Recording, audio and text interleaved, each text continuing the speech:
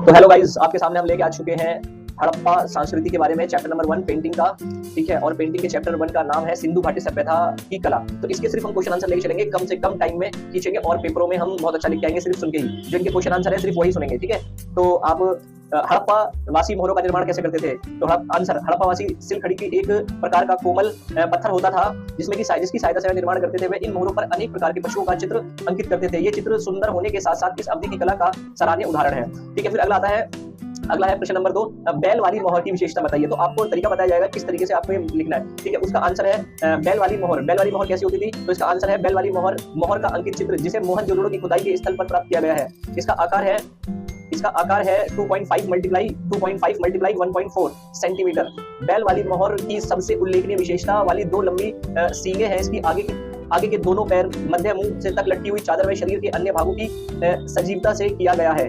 ठीक है, अगला है सिंधु घाटी कलाकृति के अंतर्गत जिस आभूषण का उल्लेख किया गया है उदाहरण कीजिए। यानी सिंधु घाटी सभ्यता में जो हमें कलाकृति मिली है उनका जो आभूषण यानी सोना चांदी हीरे जवाहरात वगैरह का जो उसमें उल्लेख करा गया है उसके बारे में बताइए। आंसर है तीसरे का, सिंधु घाटी की कलाकृति के अंतर्गत आभूषण के रूप में गले के हार नेकलेस के विषय में उल्लेख किया है कि हार मोहनजोदड़ो से प्राप्त किया गया है तथा हार की जो है 30 बीज 6 बड़े बेलनकार बीज 3 लॉकेट या जॉक मजबूत में डोरी डाले के हार रंग के पत्थर से बना हुआ है। ठीक है, फिर आगे बढ़ेंगे। इसमें सिंधु घाटी सभ्यता की कला के अंतर्गत वर्णित कलाकृतियों को नाम लिखिए। चौथा प्रश्न है, इसका आंसर है सिंधु घाटी की सभ्यता की कलाकृति के अंतर्गत वर्णित कलाकृतियां हैं। पहला है मातृ देवी, दूसरा है बैल वाली मोहर, तीसरा है चित्रित बर्तन और आभूषण। ठीक है, यानी चौथा आभूषण। तो देखिए क्वेश्चन ये हो सकता है आ जाए। ठीक है, तो अब सबसे पहले सिंधु घाटी की कलाकृति के अंतर्गत कलाकृतियां बताएं। तो इसमें कौन सी कलाकृतियां थी? पहला कौन सा? मातृ देवी, दूसरा बैल वाली मोहर, तीसरा चित्र वाले बर्तन और चौथा आभूषण। ठीक है, अब हम आगे चलेंगे, अगले एपिसोड में देखेंगे। अगला प्रश्न है आपके लिए, पहला प्रश्न दोबारा से मतलब अगले एपिसोड में। तो सिंधु घाटी सभ्यता की कलाकृति के अंतर्गत मातृ देवी कलाकृति की विशेषता बताइए। तो इसकी हमें विशेषता बतानी है। पहला है, इसका आंसर है पहले का, मोहनजोदड़ो से उत्तीर्ण प्राप्त मातृ देवी की मूर्ति एक अभूत विशेषता के लिए न ही केवल एक भारत वर्ण विश्व की प्राचीन मिट्टी की मूर्तियों से विशिष्ट स्थान रखती है, बल्कि मूर्तियों का रंग लाल, आकृति 8.5 मल्टीप्लाई 3.5 सेंटीमीटर है। माथे पर 2 अर्ध गोलाकार दीपों को सजाया गया है। मूर्ति के गले में उनके मन के तथा इनकी आंखें, नाक, होंठ अन्य अंगों की सुंदरता के साथ बनाया गया है। प्रश्न नंबर 2 है, ये प्रश्न थोड़े बड़े हैं, इस तरीके से कह सकते हैं कि आप 50 अक्षरों वाले वर्ड लिखिए। ठीक है, जो दूसरा प्रश्न है, अपने अध्ययन के आधार पर हड़प्पा सभ्यता का विकास काल बताइए। तो आंसर है, यद्यपि हड़प्पा सभ्यता के काल निर्धारण के विषय में आज भी विद्वानों को मतभेद है। कि मतभेद इसलिए कि भाई इतने टाइम पहले इतनी जो है उन्नति, उतनी जो साइंटिफिक कह सकते हैं आप उसे, कि कितनी मतलब नाप तौल बिल्कुल बराबर एकदम। यद्यपि खुदाई में प्राप्त अनेक अवशेषों के आधार पर इनकी अवधि 2500 ईसा पूर्व है, 1750 ईसा पूर्व में स्वीकार की जाती है। तो अगला हम देखेंगे तीसरा प्रश्न है दोस्तों। तीसरा प्रश्न, हड़प्पा सभ्यता से आप क्या समझते हैं? ये भी हो सकता है प्रश्न आपका है कि हड़प्पा सभ्यता से आप क्या समझते हैं। तो हड़प्पा सभ्यता, आंसर है इसका, भारत की एक प्राचीन सभ्यता थी जो कि 1921 की खुदाई के पश्चात, यानी 1921 में अभी ये जो खुदाई हुई थी पश्चात की प्रकाश में आई। मतलब पता चला कि चूंकि खुदाई में सर्वप्रथम आधुनिक पंजाब के पश्चिमी भाग में स्थित हड़प्पा नामक स्थान पर हुई, इसलिए इसे हड़प्पा सभ्यता कहते हैं।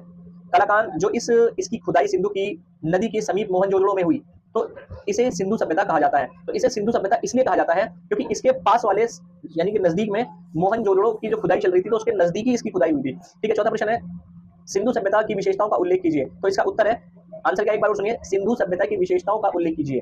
तो आंसर है, सिंधु सभ्यता की भारत की एक अति प्राचीन सभ्यता है जिसका पता उत्खनन पश्चात चला। उत्खनन में ही प्राप्त अवशेषों से जैसे मूर्तियां, मोहरों, बर्तनों, आभूषणों इत्यादि को देखकर यह स्पष्ट होता है कि सिंधु घाटी सभ्यता कलाकार कौशल में दक्षता यानी मजबूत थे।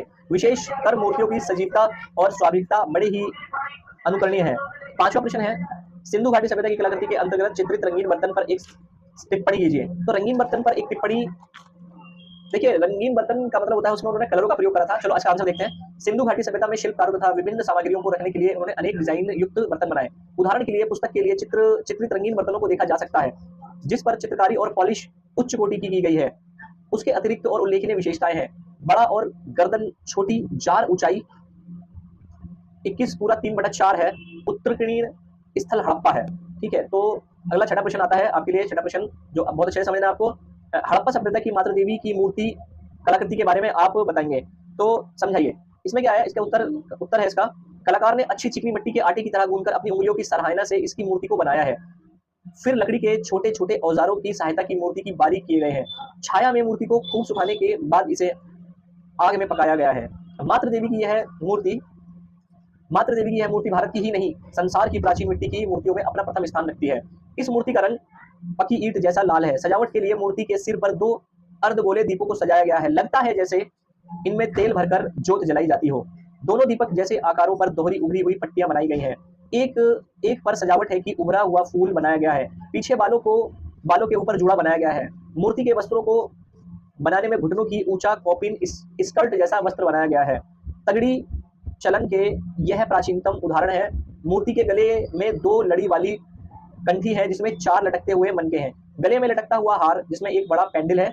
मूर्ति की आंख, नाक, होंठ मिट्टी के उभार से बनाया गया है। तो ये वाला लेसन देखिए आप खत्म हो चुका है, लेसन नंबर 1। और अगर से आप पेपर देने जा रहे हैं तो पेपर देने से पहले 10 मिनट की हमारी वीडियो आप इसे चला कर देखिए। 10 मिनट कुल 10 मिनट 2 बार देखिए, 3 बार देखिए, ठीक है। और आप पहला चैप्टर कंप्लीट आधे घंटे के अंदर आप सारे चैप्टर कंप्लीट कर लेंगे। इसके प्रश्न उत्तर जितने भी सिलेबस में आ रहे हैं तो ये हम आपको कंप्लीट करा रहे हैं। अभी देखिए डेट शीट आई नहीं है तो आप अभी से तैयारी करके चलिए, ठीक है। Thank you so much. हमारी वीडियो को बच्चों को शेयर कीजिए। जो बच्चे एनआईएस रिलेटेड में पढ़ना चाह रहे हैं, पढ़ते हैं और जो लगता है आपको कि ये मतलब अच्छे से कर सकते हैं, ठीक है। Thank you so much. जय हिंद।